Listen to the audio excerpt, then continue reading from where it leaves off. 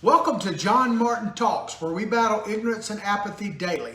The growing ignorance of just how special this experiment we call the United States of America is, and the apathy that we can't or won't do anything and everything to save her. We're glad to be before you this morning. This is a very special history, really in world history.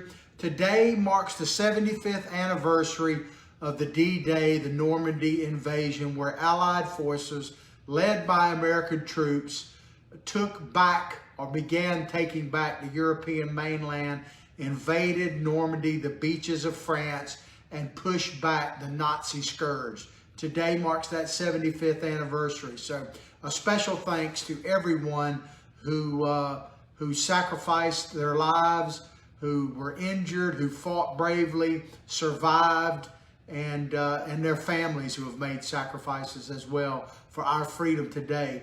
I don't know if you got the chance earlier this morning, very early this morning actually, they had what is a series actually of D-Day celebrations that have been going on, or memorials is a better way to put it, I suppose, celebrating the heroism of the men and the women that supported them too, by the way, but the men that participated in the Normandy invasion.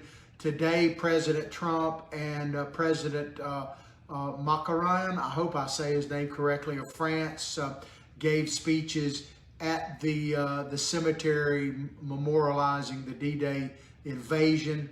I did not get to see all of the President Macron's speech. I've seen excerpts of it. It was a fine speech. I was able to watch most, if not all, of President Trump's speech, and it was magnificent.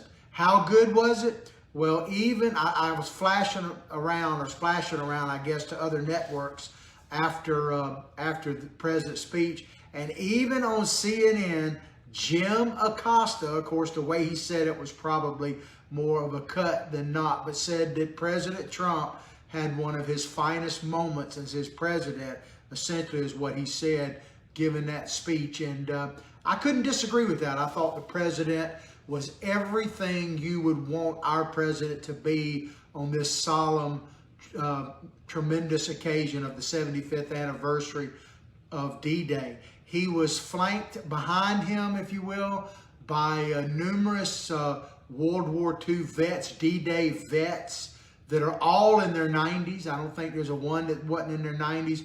They had some of their family members. Many of them were in wheelchairs, but they were able to make the trip. And I think even yesterday, one of the paratroopers actually parachuted back into Normandy 75 years after he'd done it the last, before. And he's in his 90s as well. They're all in their 90s, and we celebrate them. I've got an article towards the end of the show that is going to talk about some of them specifically and their reactions to the president. But the president did a tremendous job on the other side of the pond, as we say, as he always does, by the way.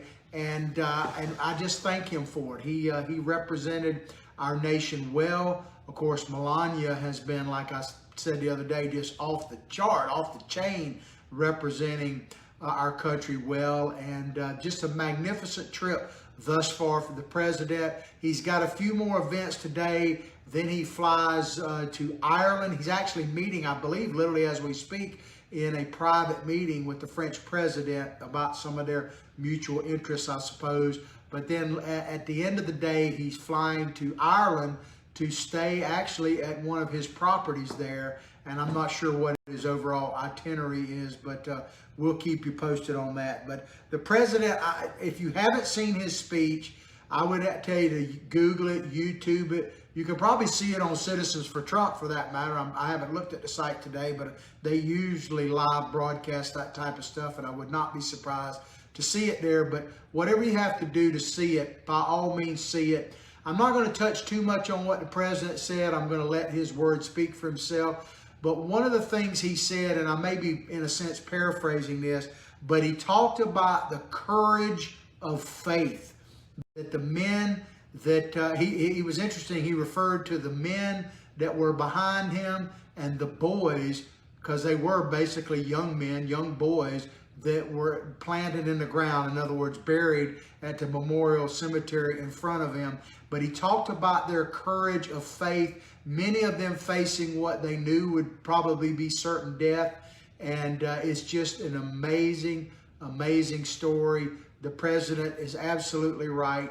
And he talked about the greatness of America and that what made us the country we are today. And he even went so far as to say that we're stronger now than ever.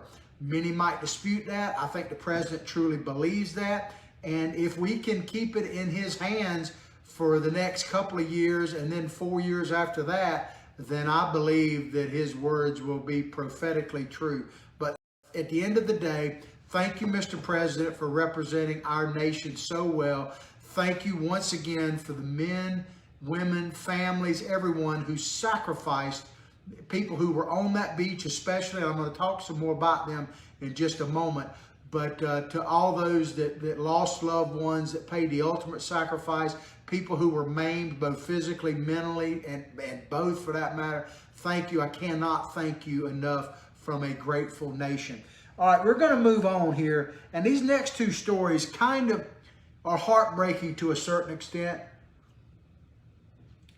And you know, especially on this particular day, but they need to be told, because while the president was doing, as I say, as Jim Acosta said on CNN, such a great job over there in Europe, in France, in Normandy, representing our country, here at home, the Democrats are nothing less than shameful. This first story comes to you from Politico. Pelosi tells Dems she wants to see Trump in prison. Speaker Nancy Pelosi told senior Democrats that she'd like to see President Donald Trump in prison as she clashed with House Judiciary Chairman Jerry Nadler in a meeting on Tuesday night over whether to launch impeachment proceedings. Let me tell you, ladies and gentlemen, and we're going to get into this article, and there's another one following it that's just as shameful. But they know no shame. These Democrats know no shame. Now, President Trump has been criticized in the past for politicizing events. He certainly did not do that today, by the way. And some of that criticism may be legitimate, but to even remotely criticize President Trump for any of his actions while the Democrats are shamefully calling for our president to be imprisoned, let alone impeached here in the United States, is just unforgivable, really. But it's par for the course. You may remember that when the president on one of his more recent overseas trips was literally meeting with what I call the latest Kim, the dictator of North Korea in Vietnam, which was historic for many, many reasons. President Trump is literally trying to negotiate potentially the nuclear threat to the entire world, certainly to our country and our allies. During that time, the Democrats decided, which they had complete control, because Nancy Pelosi, unfortunately, is the Speaker of the House. And yes, President Trump is still your president. But Nancy Pelosi chose at that moment to hold a mock show trial, a mockery of justice. Wasn't mock, but a mockery of justice show trial of a hearing, if you will, with Mikey Cohen, little Michael Cohen, Trump's former lawyer, and it ended up kind of backfiring on them. But Michael Cohen, literally while the president had the nuclear fate of the nation and the world potentially in his hands, they chose to try to upstage him or knock him down a peg here at this country. These people love Trump, hate Trump, indifferent to Trump, whatever. To do that and to call now, at that time, and to call now during this time for the president to be in prison, not only do they know no shame, but they're just unpatriotic. That's the only way to look at it. I'm not going to say they're anti-American yet. Maybe they are, but they're definitely unpatriotic, and they being the progressive libtards the Democratic Party has become, your leadership is totally wacko. And we're going to talk about some more insanity here in just a moment. But they are doing this while our president is commemorating probably the greatest sacrifice beyond the Civil War and maybe the Revolutionary War, certainly in modern times, if you want to call it that our people, our men in arms have ever made, that the Democrats are literally showing their ass. I mean, that's just the only way to put it, man. So let's move along. I could just get, let me calm down a minute. Billy Bob, my psychic sidekick, tells me to take it easy, man. I'm red-faced because I've been out in the ocean. I don't need a nurse. I need a break sometimes from something. So I'm going fishing this weekend, and I'll tell you about an event actually I'm covering later on tonight, and I'll talk about that later in the show. But Billy Bob Bass, my psychic sidekick, he has a Twitter handle, by the way. It's at Billy Bob Bass 1, and mine is at John Martin Talks. And oh, by the way, thanks again for allowing an old crazy fool like me to come before you every morning and just vent about what's happening in our nation, to give you the unvarnished truth. I don't take it for granted. So thank you, Deplorable Resistance, Citizens for Trump, John Martin Talks Facebook, Media Measures, various sites that we're on. If you haven't gone to my site, John Martin Talks Facebook site, and liked it directly, please do and share it with others. But thank you not only to all our listeners, our supporters, but especially those that give the freedom for me to be the whack job that I am as I talk to the fishers. But anyway, Pelosi met with Nadler, Democrat of New York, and several other top Democrats, I think he's chair of the House Judiciary Committee, who are aggressively pursuing investigations against the president, according to multiple sources. Nadler and other committee leaders have been embroiled in a behind-the-scenes turf battle for weeks over ownership of the Democrats' sprawling investigation into Trump, into our president. Democrats' sprawling investigation into Trump. I love that terminology. So basically what that means is the Mueller report is worthless. It was worthless. We spent $30 million, some people say double that, tens of thousands of hours investigating people, sometimes innocent people, imprisoned people. I mean, we talked about Manafort going to solitary confinement at Rikers Island for crimes that he admits to doing that had nothing to do with the president. It shouldn't have even been investigated by the Mueller report, for that matter. And we spent literally 2 years on this. And to the Democrats, because it came out and said that the president was innocent, that this whole thing about Russian collusion by the president or any American, they even concluded, was simply fiction and fantasy at best. But that's not enough. They can't accept. The truth won't be accepted by these people. So they're up to more shenanigans. So the Mueller report was a colossal waste of time, apparently. Nadler pressed Pelosi to allow his committee to launch an impeachment inquiry against Trump, the second such request he's made in recent weeks, to be rebuffed by the California Democrat and other senior leaders. Pelosi stood firm. Oh, yeah, she stood firm. Yeah, she's standing up. Is she standing up for Trump? No. Is she standing up for justice? No. Is she standing up for the American people? Hell no. She's standing up for political power. That's what it's about. The article says, reiterating that she wasn't open to the idea of impeaching Trump at this time. Now, make no mistake, she wants to impeach 45, as Maxine Waters would say. And let me just tell you this, ladies and gentlemen. If you honestly believe, and I will say this directly to, and this is where Nadler may be right if he believes this. I don't think any of them actually believe this. But if you honestly believe, if you can look in the mirror and you're comfortable with saying that you believe that Donald Trump lived his whole life, became a multi-billionaire, regardless of how, this has nothing to do with how you feel about the man himself. But you believe that Donald Trump lived the entire life he's lived, basically in the public's eye, literally from the time he became a man till now, decided to run for president, successfully did so, took the oath of office. He did all of that so that he could be the pocket puppet of Vladimir Putin, that he could be a Manchurian candidate. His lifelong dream was basically to be a Manchurian candidate to serve the Russian Empire, the Russia's agenda. If you truly believe that, then it is absolutely your duty to impeach 45 today. Don't wait till tomorrow. Don't have any more meetings. File the impeachment paperwork today. Because I'm going to tell you right now, as much as, and I don't believe this for a minute, but if I believed that Donald Trump was guilty of the things that people like Nadler and Shifty Schiff and Pelosi and all really accuse him of? She accused him of being part of a cover-up, remember?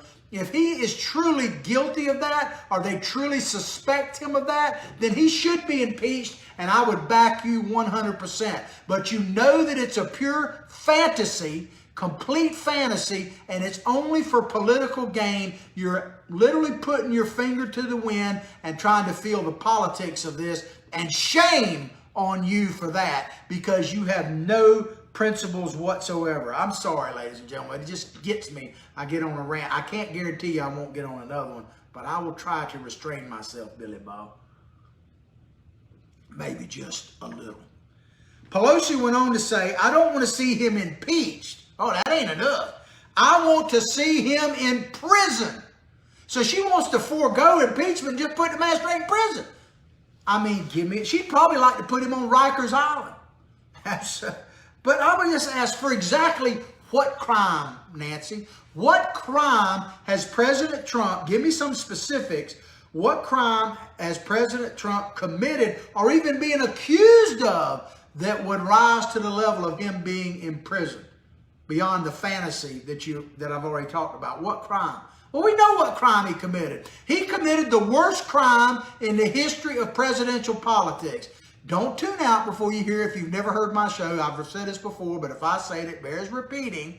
Yes, President Trump is 100% guilty of the greatest crime, according to Nancy Pelosi and the progressive Dems and mainstream media locked at the hip. President Trump, make no mistake, he is 100% guilty. There's nothing he can do to absolve himself of that guilt. And that crime that he is guilty of is, guess what? He won. He won in 2016, and you keep up your ridiculous, as he calls it, bullshit, and he's going to win again. But President Trump won. He's still your president. If people like me and those veterans that were sitting behind him at from World War II and D-Day and their families, if they can survive, are going to vote him back in again, much to your chagrin. So go ahead, impeach 45 by all means. It's your duty to do so if you believe the fantasy. And as I say, the president said it better than most, your ridiculous bullshit. If you believe that, then by all means, jump up. Stand up, sister. Back to the article. They said she was expressing solidarity with pro-impeachment Democrats who want to hold the president accountable while disputing the idea that it was time to take the step right now. Impeach him right now. Accountable. Accountable for what? So the Mueller report, that was nothing. Protect the Mueller report. They protected it and it wound up squadouche, but they can't handle the truth. Pelosi has long argued that certain conditions, you got to love this. This tells you right now where they are.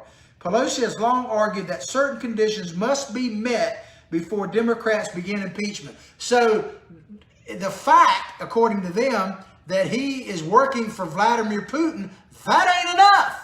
They got to have you believe their bullshit before they're going to do it. Public support, strong bipartisan backing, neither of which have so far materialized. Just so you know, bipartisanship in this day and age, what that means is Republicans cave. So basically what they're saying here is Nancy is waiting for you, the American people, to turn your back on the president, for his poll numbers to drop like below 30% like Nixon's did before his impeachment, and for the bipartisanship, meaning Republicans cave. That's what they're waiting on. If that happens, they're going to impeach 45. So it's all about politics. Principles be damned.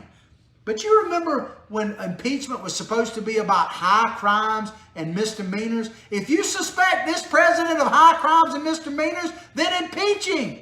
Go ahead. But if you don't, drop the ridiculous BS and get on with it. But they never will. They never will. They cannot let it go. Other Democrats said Pelosi's comment wasn't that surprising about him being, she wants the president in prison, given her previous criticisms of the president, including saying Trump is engaged in a cover-up. A cover-up of what? The man is covering up what? That he's innocent? I mean, the Mueller report, love it, hate it, or whatever, the primary purpose of the Mueller investigation was to investigate Russian collusion. You can get into all this other parameters if you want to, but the primary purpose was to investigate Russian collusion. And it came out without a doubt. It went so far as to say no American, let alone President Trump's family members, anyone in his organization, colluded with the Russians. But that's not enough. That's not enough. She goes on to say that his staff and family should stage an intervention. So they should say, oh, you're a whack job, and intervene on the Trump. And that president's actions are villainous to the Constitution of the United States. Villainous to the Constitution of the United States. The mere fact Nancy and your minions, called the House members and those in the Senate, want to have someone have to prove their innocence shows that you know nothing about the Constitution. You either don't know, don't care, or it's just in the way and you want to get rid of it. That's what it is. Because the Democratic Party has become the party of you're guilty if you don't agree with them until you can prove your innocence, which I'm going to tell you right now is totally anti-constitutional. You're talking about villainous of the Constitution. You couldn't vilify the Constitution more than to turn around and say you have to prove your innocence to the state.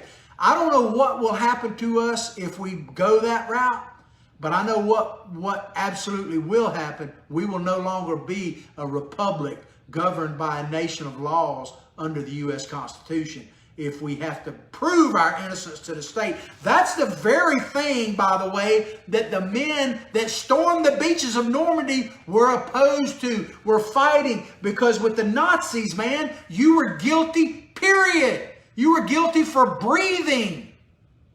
You know, is that what we're turning to? That if you don't agree with these people, if you don't drink the Kool-Aid and get in lock goose step with them, that you are guilty. And you can't, here's the thing, it's not guilty until proven innocent. I misspoke, really. In their mind, you're guilty and you can't possibly prove your innocence.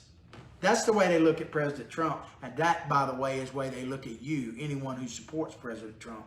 It just really, I guess I'm so irked by all of this because on this solemn day, they are coming up, and I can't say it any plainer than the president, with continued ridiculous BS, man. Pelosi, meanwhile, is trying to publicly project unity, going so far as to defiantly declare Wednesday that there is no controversy within the caucus over impeachment, and she slammed her hand down on the thing. Make no mistake, we know exactly what path we're on. We know exactly what actions we need to take, she told reporters while hitting the podium for emphasis. What she's saying is we have to get rid of this president and make sure that he doesn't get reelected. And if we can get rid of him before then, so be it, by any means necessary. It doesn't matter what the truth is, doesn't matter what you think, doesn't matter what Mueller report says. We must get rid of this president by any means necessary. Because Lord help them and the rest of the swamp rats if Trump continues on as president and gets a second term. That's what they're afraid for themselves. They're not afraid for the country. They're afraid for themselves. Trump, meanwhile, has continued to stonewall, that's what this article says, Democrats' every attempt to investigate his administration, personal finances, and charges of obstruction of justice outlined by special counsel Robert Mueller. Let me try to slow down a minute here. First of all, the president fully complied with the Mueller investigation. He even decided not to exercise executive privilege, which he could have, and some people might argue should have, during the investigation, after the investigation, everything else. He said, let it speak for itself. Go ahead. Go ahead.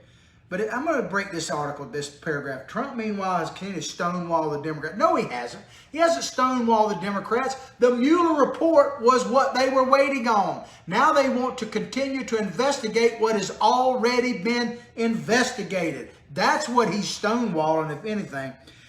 Investigate his administration. Make no mistake, and I've said this, I talked about this even yesterday with the whole Manafort going to Rikers Island in solitary confinement. That had nothing to do with Manafort. It's a message. It's a message to people who either have, willing to, or want to serve in the Trump administration that you better not, or because we're watching you. It's a message to you, the voters out there, that they're not going to allow this revolutionary movement called the MAGA agenda, put America first, to succeed in draining the swamp. They're not going to allow it. And the biggest thing they want to do is send a message to any future Trump person out there, so to speak, someone who comes out from not the political scene, but is trying to drain the swamp, that you better not stick your head up or we're going to chop it off. That's what this is. This is a message. This whole investigation is just a message. It's not about the truth. It's about signaling a message to you that you better comply. You better get back in line. You better suck it up and enjoy the swamp, or we're going to get you. That's what it's about. Personal finances. They want to investigate Trump's finances before he ever even became president. 12 years before even. That's what some of the things. Charges of obstruction of justice. How can, and I still have not had this answered. Please, if you can answer this please, I would love to hear it. Either shoot me a private message, put it right up on Facebook, and I will answer it directly. How can you obstruct justice for a crime that was never committed? It's not possible. But anyway, oh man, it just gets me. You can tell I'm fired up this morning. Party leaders have tried to relieve some of the pressure by taking more aggressive public action against the White House. Repeated defiance. The White House is not defiant. They're just standing on the side of truth, including scheduling a temp vote on the House floor next week against Attorney General William Barr and former White House counsel Don McGahn.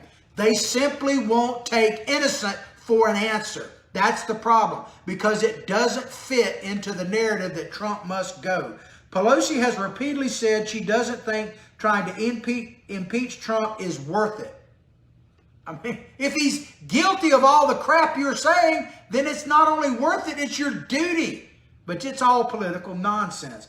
Arguing that without the public on their side, the best way to beat the president is to convince voters to kick him out of office in 2020. That's what this is all about. They'd love to be able to remove him, but they're trying to damage the president. I get sweaty thinking about it. They're trying to damage the president's ability to win in 2020. And that's why she doesn't want to impeach him, because she thinks it'll actually help him. She and some other top Democrats worry that pursuing impeachment would swamp, I like how they use swamp the swamp, their legislative agenda and embolden the Republican base, possibly costing them the House next year and ensuring Trump's reelection. But that's what this is all about. This is all about trying to stop the MAGA agenda and President Trump. That's what this is about. Pelosi says, "I'm not feeling any pressure," she told reporters on Wednesday. And she's probably right. She's not feeling any pressure. When you got no principles, you feel no pressure. Yeah. I'm going to say that again. When you've got no principles, you can't feel any pressure. How do you feel pressure? The only way you feel pressure is if you have a conscience guided by principle. And then you say, man, am I doing the right thing or not? And I've been there. We've all been there. If you've got principles, you're going to be torn from time to time. You're going to be challenged. Your faith is challenged. All these kind of things. But she's under no pressure because she's got no principles. That's just the way it is. All right, we're going to move on to the next story, and I'd like to tell you it's going to calm me down, but it's probably going to fire me up even more. I hope it has a similar effect on you. This comes from Reuters. House Democrats plan mental health panel to diagnose Trump in absentia. So they're going, while he's traveling overseas, it's not enough to say he got to go to prison. They got to say he's a nut and needs to be in the nut house, man. House Democrats are planning a meeting to showcase concerns about President Donald Trump's sanity from psychiatrists who've never examined him. This is totally against, by the way, the Code of Ethics of the Psychiatry Association of America, I think it is. You're not supposed to give opinions about people you haven't even seen. I mean, give me a...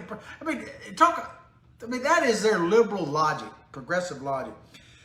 doubling down on years of insistence that he's too crazy, he being the president, for office. Let me just tell you, this is obviously designed to discredit the president. But you know who it's designed to discredit even more than the president? Only one person out there they want to discredit more than the president. You know who that is? It's you.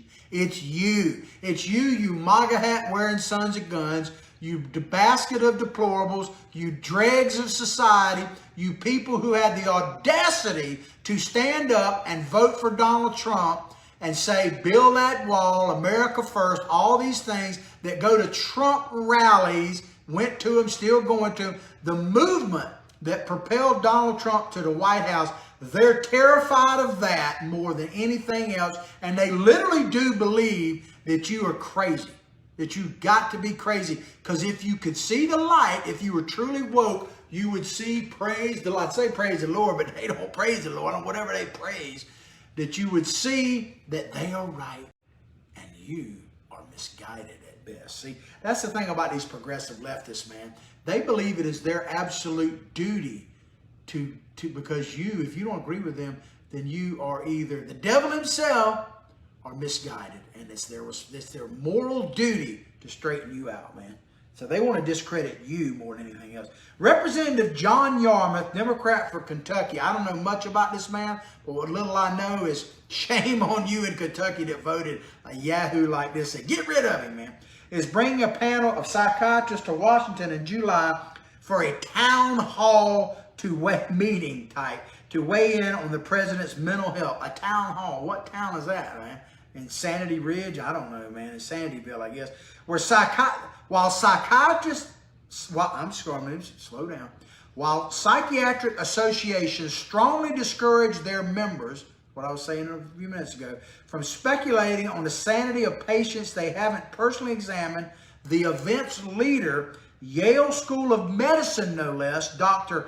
Bandy Lee, insists she's not actually diagnosing the president because anyone can tell he's crazy. So this is her professional opinion. Anyone can tell he's crazy. Man, you talk about somebody that needs to be diagnosed. I'll diagnose you right now. I've never met you to my knowledge, Ms. Lee, but I'm going to diagnose you from afar. I'm going to tell you just by reading what you say. I don't even have to, let me connect. Billy Bob and me will connect psychically right now. You, lady, are suffering from Trump derangement syndrome and you're batshit crazy. I can tell you that right now. Because here she is admitting, or the Psychiatric Association admit that you're not supposed to do exactly what she's doing, and she knows that, but she's justifying it. So it's kind of like what Nancy Pelosi's doing. When you ditch your principle, see, that's the thing. In order to be a progressive, you have to ditch things like principle and rational thought. Critical thinking has to go, because you can't possibly look at the ideas that they have. I mean, I'll just give you one, that you can have an open border and a total welfare state and suffer no consequences, that your country will improve. If you actually believe that fantasy, then I can diagnose you from afar, I guess, just as certainly as good as this elite chick can. The president's condition has been visibly deteriorated. This is what she said. Deteriorated to the point where there's a lot of talk right now about his mental state beyond mental health professionals. Oh, really? Like who? Like the nut jobs that were elected to, the people unfortunately elected to the House of Representatives. The president, let me just tell you, go back and watch today, as I said, his speech. The president has been, lately, he has been on the top of his game, I'm going to tell you. I went down and saw President Trump rally in the Fort Myers, Florida area during the 2018 midterms. And I did a live broadcast from there. It's on my Facebook and on my YouTube side. I have a YouTube channel. I'm trying to rebuild it, but you can still go back and look at it. It's John Martin Talks. Spell it all out on YouTube. But let me tell you, ever since I've admired the president for several years now, even back before he even ran, I've admired Mr. Trump. But I'm telling you, I said that night live on my podcast that President Trump truly assumed commander-in-chief status that night. He sounded like the absolute commander-in-chief. And I would say today, like I said a couple days ago, He's the leader of the free world. We once again have a true commander-in-chief and leader of the free world. So anybody who's been actually watching the president and not seeing that, man, he is on the top of his game, they don't want to see the truth. They're oblivious to it, man. But it no longer takes, she goes on to say, it no longer takes a mental health professional to recognize the seriousness of the current presidency. But that shows just how little a degree. You can get a doctorate degree from Yale. It still doesn't mean you're an intelligent person. Maybe it means you worked hard and studied hard, but you don't know squat, man. But Lee went on to say the town hall will tentatively include a highlight reel from a March event, I guess it's March Madness, that featured 13 experts from the mental health, philosophy, journalism, and history fields opining on Trump's unfitness for command. So I guess it's going to be Swamp Rats, the movie, because that's what this is all about, man. It's protecting the swamp. Every member of the House will be invited, and Congress, the media, and the public will have the opportunity to question her. I'm sure they're just waiting to do that. Her and other experts, though she hastened to add that they leave the question of whether to invoke the 25th Amendment or merely impeach Trump up to Congress. So they've already, the man's, once again, you're guilty and you have to prove you're innocent. Trump is insane and has to prove that he's sane. I mean, these people, man, they're just, I don't even know what to call them. I know that they're anti-American because this is not the American way. You don't have to prove your sanity. You don't have to prove you're innocent. I mean, these people are wanting to condemn. Pelosi wants to send Trump to prison. This woman wants to get him out of the office and maybe send him to the nut house without actually evaluating the man themselves. And you worried about socialized medicine? This is the kind of crap you're going to get, man. It's like witchcraft or something. I don't know. Yarmouth, and that probably gives a bad name to witches. Yarmouth defended Lee and her colleagues. This is the guy from Kentucky. Long distance diagnosis, insisting when they see patterns of behavior that are endangering people, that they have a professional obligation, excuse me, to go public and alert the people who are threatened. And in this case, it's the American people. They're threatened. You are threatened. So you MAGA hat wearing sons of guns, do you feel threatened? I mean, if you feel threatened, is it because of Trump's insanity? Man, let me just tell you, you know who's threatened? I tell you who Trump threatened. Trump is very threatening to the swamp rats and all these idiots. Because Donald Trump realizes that they want us to be political mushrooms. Keep us in the dark, feed us bullshit, and us write the checks. That's what they want from all of us, regardless of race, color, creed, origin, sexuality, politics. They want you to be a mushroom and just feed the swamp. But so those people who are being threatened by Trump, I got a new name for the president. I'm going to start calling him the exterminator, baby, because he is after you rats, whether you be in England, the EU, around the world, or in Washington, D.C., or the Ivy Towers of the Ivy League. Trump the exterminator, baby, like Ghostbusters. He's going to come out there. You better watch your back because the exterminator, and he's got a lot of people following him. We're coming to wash you out to sea, baby. Led by old salty dog here himself. Captain Whitebread to the rescue. I'm signing up. I'm ready to sign up.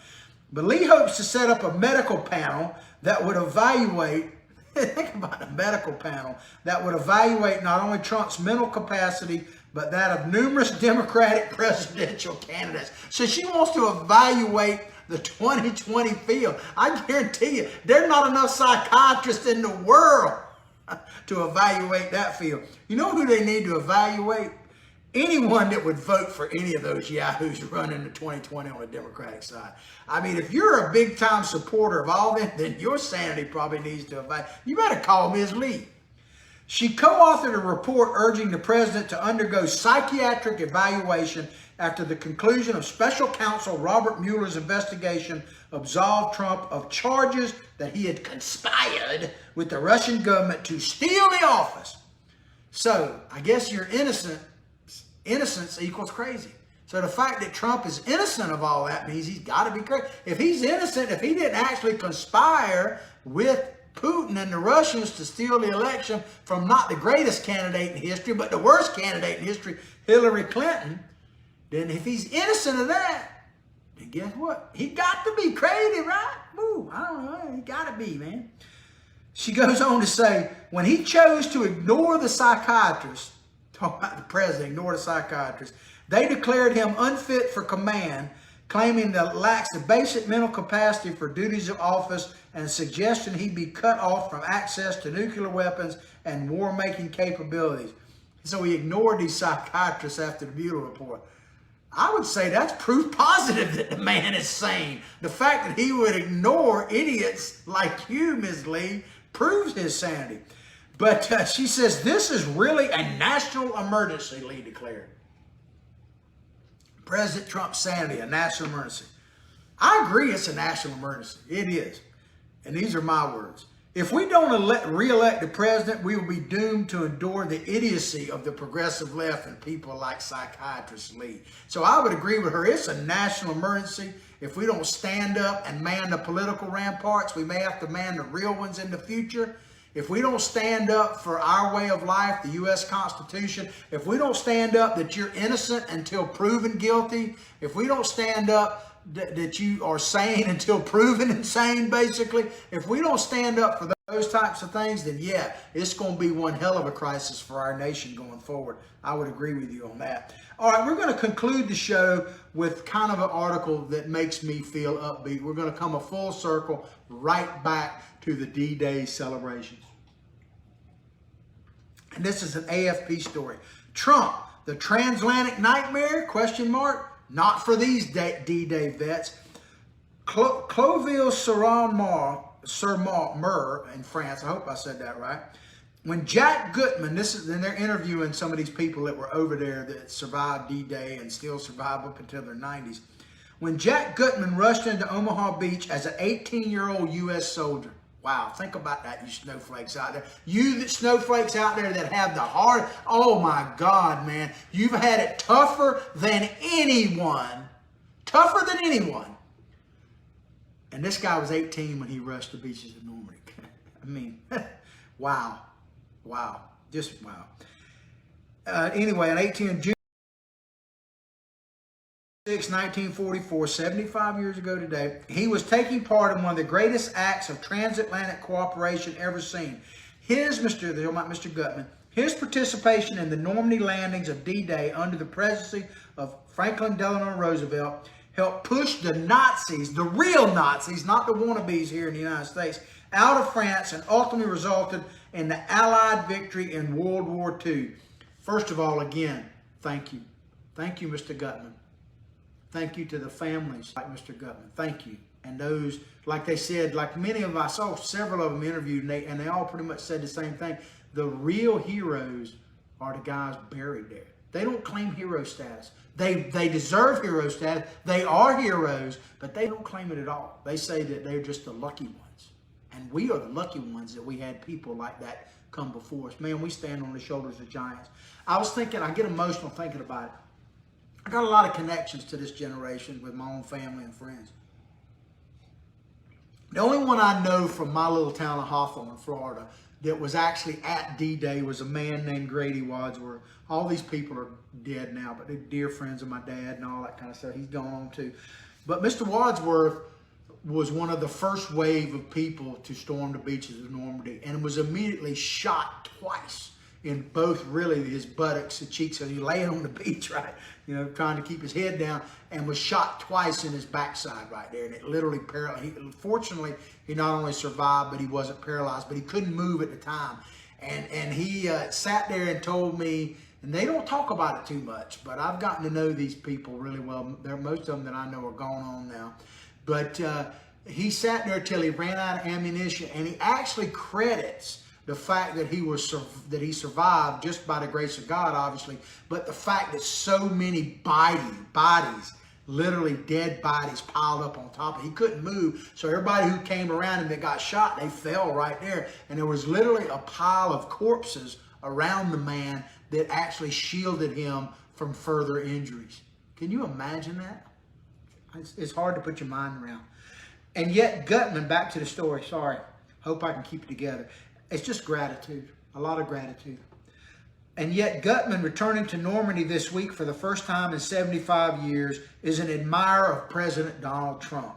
Despite the current White House incumbent, this is according to the article, these are not Mr. Gutman's words, I want to make that clear, incumbent being accused by critics of undermining that very transatlantic alliance, in other words, NATO.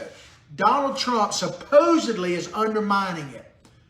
But did you hear what Theresa May, the current Prime Minister of England, said about Donald Trump and NATO? Let me read you a short excerpt from an interview she gave.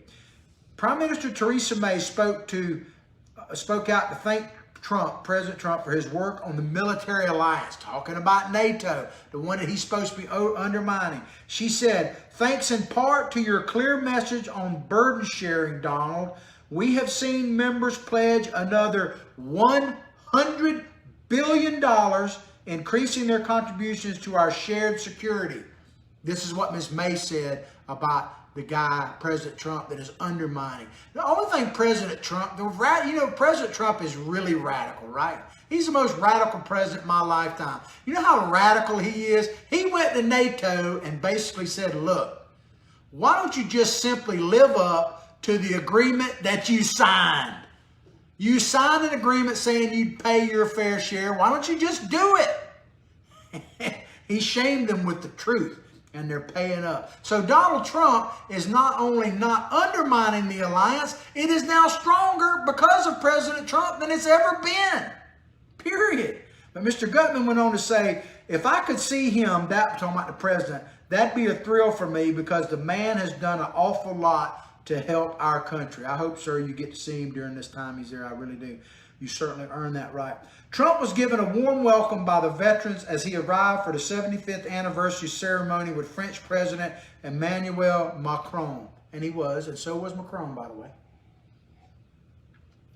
And says, I guess this is Mr. Gutman still. He said, hey, you're our president too. Come on up this way, one of the veterans told Trump before shaking hands with him. I guess Mr. Gutman witnessed that, I'm sorry. There's a lot of people back in Pennsylvania who want to vote for you, this man said, to apparent delight of the president's staff. Trump's political credo is based, this is what the article says, based on an America First policy that for critics is at odds with the U.S. membership in NATO and its historic partnership in Europe. I've been hearing this ridiculous, as the president says, BS. How is Trump putting America first in contrast with a partnership in Europe? It makes it stronger. Let me just tell you this, ladies and gentlemen. I haven't said this in a while, but if I say it, it bears repeating. The greatest thing that this nation, forget President Trump for just a second, the greatest thing that the United States of America could do for freedom-loving people and those struggling to get free in the world, so the greatest thing that could happen for the world is to put America first. Put America first. The stronger the United States of America is, the better chance the world has at remaining free, period. End of story. And to whatever extent you can play, I can play, and yes, President Trump can play to make that happen, the better the world is. The MAGA agenda is the best thing going for the entire planet. And that's why the swamp rats all around the world hate President Trump, and they hate you. And they hate the Brexit people too, by the way.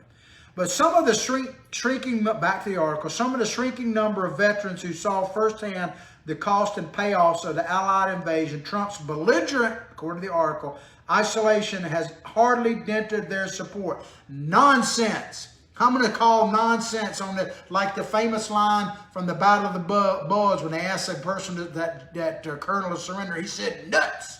You want a psychiatric evaluation? Here's what you need to evaluate.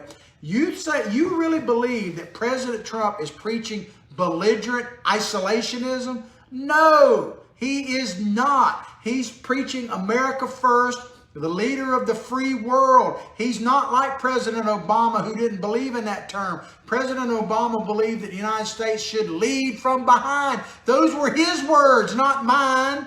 And he believed that he was simply, and this is my opinion, he believed that he was a voice, Obama, a voice in a chorus, not the leader of the free world.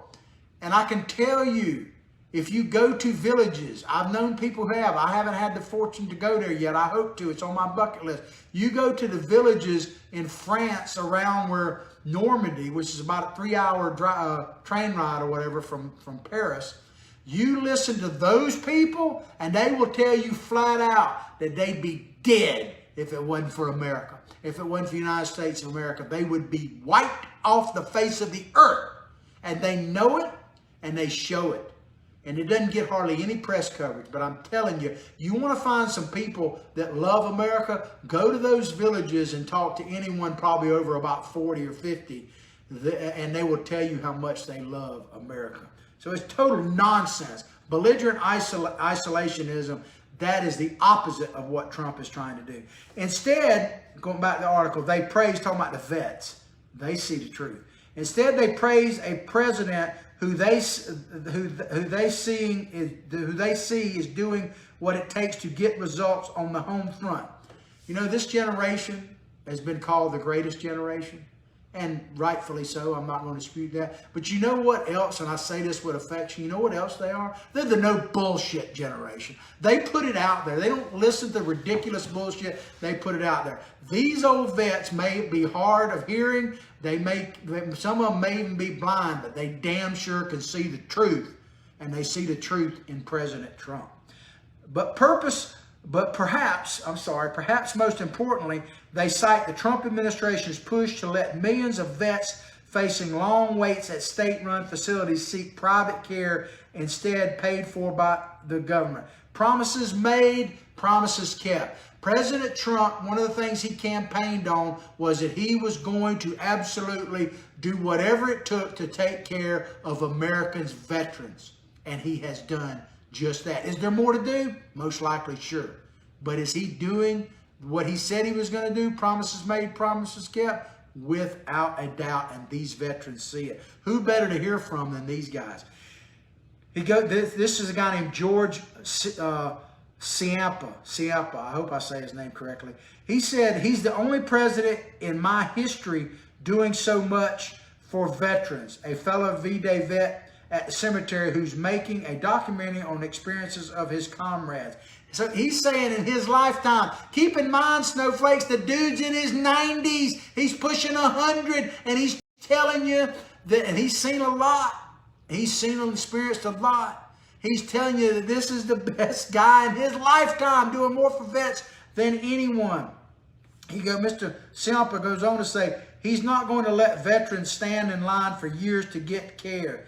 He said, he fixes it, describing the president. Ciampa was part of a casualty recovery team that would find and bury, this story here touches my heart, and I'll tell you why in just a moment. But Ciampa was part of a casualty recovery team that would find and bury some 75,000 American and German victims in the 11 months following the D-Day landings. The reason why that touches me so much is my uncle, James Phillips, grew up in a log cabin in a little place called Lockloosa, Florida. Wouldn't expect you to know about it. It's one hell of a little place. But my uncle became a cook in Patton's army. And he was part of the first wave of soldiers right after the Normandy invasion. He literally told me, now keep in mind, this guy is from little rural Florida, man, back in the 40s. Think about that. His first trip really away from home, basically literally outside the state of Florida, was to boot camp. And he got recruited. He said when he went through boot camp at that time, he said that he was quite a jokester and prankster. That's probably where I get some of my humor from. He said they had one doctor looked in your mouth and the other one up your behind, and if they didn't see each other, you passed. So within 2 weeks of leaving Hawthorne, Florida, he found himself on a convoy in the North Atlantic in like 40-foot seas and freezing weather. I mean, that's kind of what he found himself on immediately. And he went in, and the next thing you know, he was in France, and he was a cook for Patton's army, but one of his other duties was exactly what Mr. Ciampa did. He was part of recovering our war dead. And in those days, and he has pictures of him, he's dead now, but he had pictures of him where they would put a person in a shallow grave, stick their hand up, in the air and hang their dog tags off their hand. So they'd be in rigor mortis like that. And they would come then and dig them up.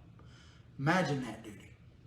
Anyway, man, we stand on the shoulder of giants. I know I do in my family. Thank you. But Mr. Ciampa went on to say, I was a Democrat years ago. I voted for Kennedy and others. He now describes himself as a conservative independent who appreciates his commander-in-chief as a pragmatic, can-do leader. He's not a political person, talking about the president. He sees a problem and he fixes it. Amen. He added, that's what George S. Patton would do. Now, I don't know that President Trump deserves a comparison to Patton. I mean, what an honor for President to actually be compared to Patton. He's always been one of my heroes. And all the stories you hear about Patton, according to my uncle, said they were pretty true. But Mr. Ciampa went on to say, he had the same temper, talking about Patton, as Trump, and he helped win the war over here. Man, do we need Patton-style leadership to save our country. We do. And to what extent Mr. Ciampa is right about Mr. Trump, I appreciate that. But this article talks about these vets. It says, his approval, talking about Mr. Ciampa, echoes the support Trump enjoyed among veterans in the 2016 presidential election. Exit polls showed he had won their vote by a 2-to-1 margin over Hillary Clinton. I don't see that changing myself. But Trump's uncompromising stances get traction, in particular with the generation for whom duty to country meant braving a hail of Nazi bullets on the Normandy coast. Mr. Gutman, one that they were talking about earlier, said, it's a tough thing he's doing, the president, and he's not loved by a lot of people. And you're right, Mr. Gutman, but I would tell you this, Mr. Gutman, he's loved by the right people. People like you, sir. People like my audience out there, certainly myself and members of my family, we love the president. Thank you, Mr. Trump. Thank you to the veterans that made it possible for me to run my gator, so to speak, here every morning. I don't take it for granted, and I appreciate it. Well, ladies and gentlemen, that's going to conclude our show, except for one more quick announcement. I'm not going to be doing a show tomorrow, and the reason is because I'm going to be traveling about 3 hours south of here shortly after I get off the air today to live stream on Citizens for Trump. So you can go to the Citizens for Trump Facebook site, and I'm going to be live streaming a great event from a group called Club 45 of Greater Hillsborough, which is Hillsborough County, which is where Tampa, Florida is, the I-4 corridor, they call it. And there's going to be some great guests there. I intend to be there. The event starts at 6:30. I'll probably be there a little bit ahead of time interviewing people. I think the speakers start around 7:15. If you're in that area, by the way, it's at the River Church, 3738 River International Drive, Tampa, Florida, right off exit 260 on I-75. So check it out. And if you're not able to attend, as I say, look at my live stream on Citizens for Trump, probably starting around 6 o'clock tonight. The actual event will start around 7:15 as far as I know of the speakers. If you want more information, go to their Facebook page. It's called Club 45 of Greater Hillsborough. Well, I hope you've enjoyed the show today as much as I've enjoyed bringing it to you. As I say, no show tomorrow because of the events I'm doing tonight. I just don't have time to put it together the next morning. I'm definitely going fishing this weekend, so I'll probably look a little redder. Once again, thank you to everyone that makes it possible, especially you vets that sacrifice so much for our collective freedom. Thank you so much. But above all else, but from my family to yours, from my heart to yours, have a blessed day.